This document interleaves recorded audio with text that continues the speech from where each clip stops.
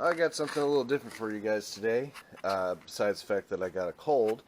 But this is a door panel off the Chevy Blazer project, the straight axle swap. I did one of the rear ones already, but it split right along the seam line here between the two panels.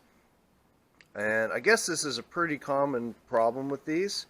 So I'm going to show you how I remedy this, because like I said, the other one already turned out pretty good. You know, it's not the most 100% cosmetic repair, but it looks nice-ish.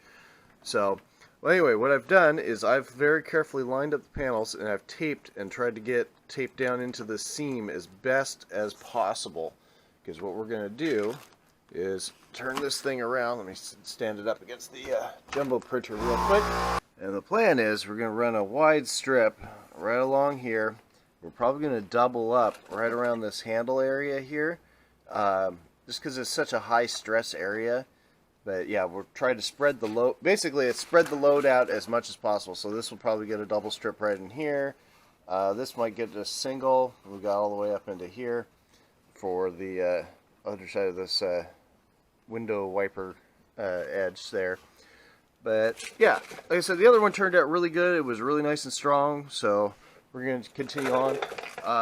Other things to kind of watch out for is make sure that this edge is as straight as you can, because it'll be a lot harder to manipulate the panel once it's been glassed. It's going to lose quite a bit of its flex. So anyway, that's what we're doing, and show you how we do it. Alright, now the first thing we're going to do is start figuring out our pieces. I already got some just random scraps floating around, so that's a pretty good piece right there. We're going to need some skinnies for right here. Yeah, that'll work. A couple of those. Cut some strip for this edge here.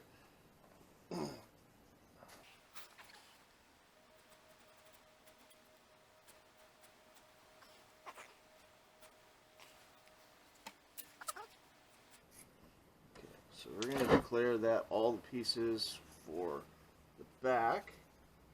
Let's get some more big wide pieces for this high stress area.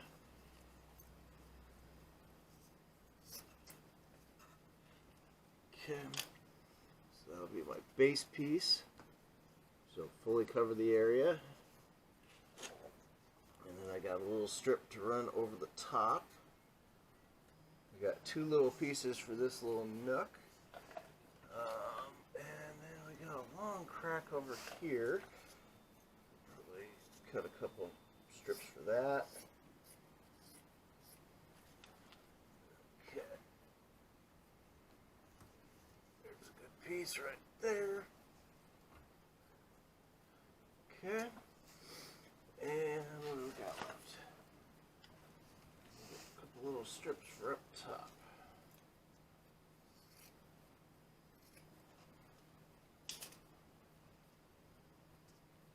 Yeah, that'll work. Okay. Alright, we're going to zero out our scale. You can do this with a fresh cup and not having a scale, but I like doing it with the scale. It's proven to be much more consistent on my batching. So you're not just relying on whatever you can see coming through. So we're going to need, I'm just going to do 2 ounces. Should be enough for this little bit of a project. 2 ounces. Alright.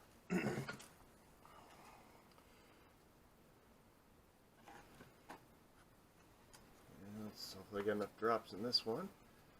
And that should be 20 drops. 1, 2, 3.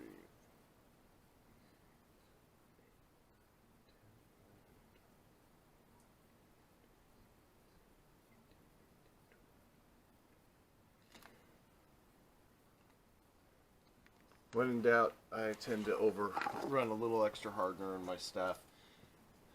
It doesn't hurt it to run it a little extra, just set a little bit faster. And I like to kind of do it in a, stir it up and then let it drip back down. I Found that tends to be the best way to make sure you get a thorough mix. Because just swirling it around won't always get it.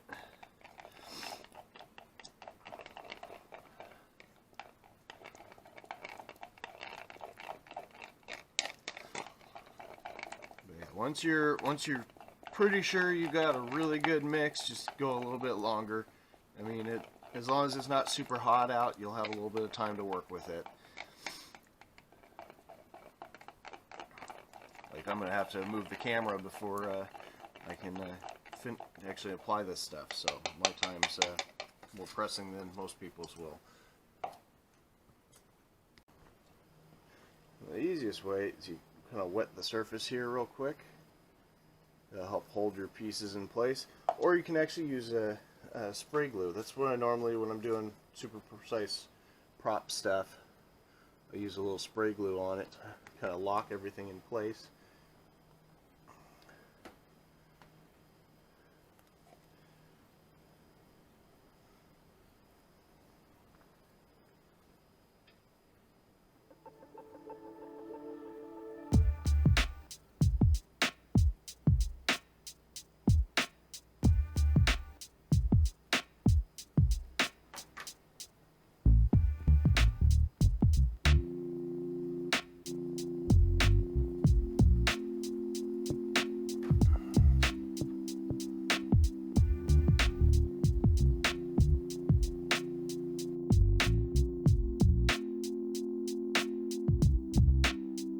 Alright, now here I'm just adding a second layer, because unfortunately this door panel has a lot of strain on it when you're grabbing the handle.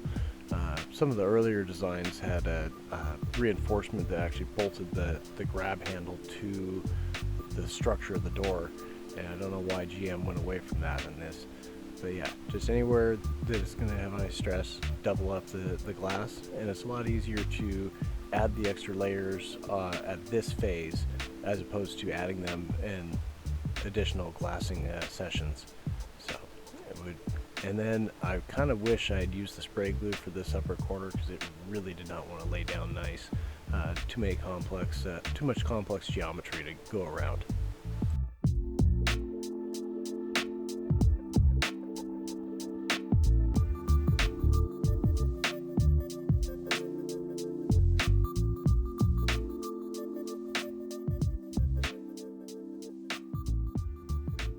Alright, it looks like we got it successfully wetted in.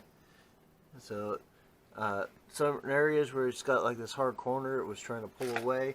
But, you know, I mean, even if it pulls away a little bit, once this stuff sets, it won't be the end of the world. It'll lock up and be fine. I'm going to have to come back in and trim around these handles a little bit. But pretty easy to do, not too bad, and I'll show you guys when it's all hardened up, how it turned out.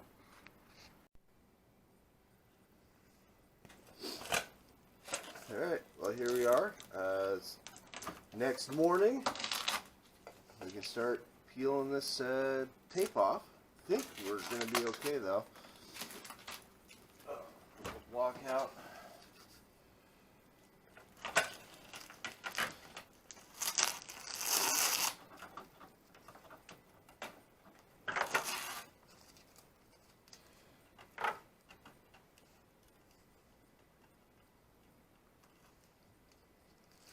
We're going to have to do a little bit of cleanup on a couple of the edges, but that was expected.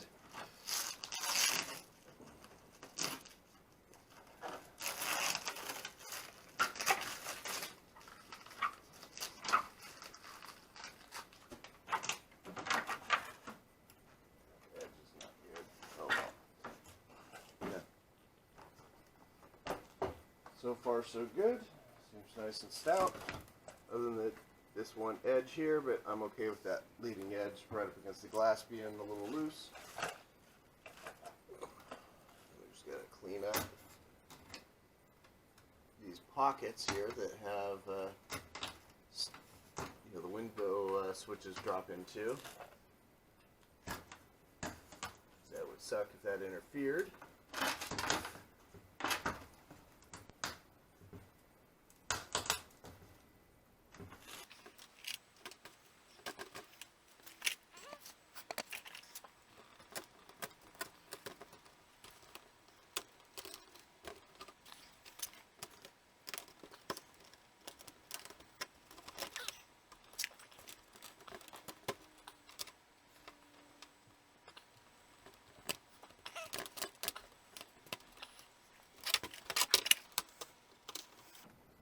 So cleanup done. I mean, the panels are fairly nice and solid together. I mean, it's not perfect, but no one will ever see this side. But yeah, that's basically how to bond one of these door panels back together. And like I said, after being very careful to tape it all off, we didn't really have anything drip through on this other side. I mean, you can still see a little fine crack like right there. But, I mean, again, no one's going to care. It's nice and solid again.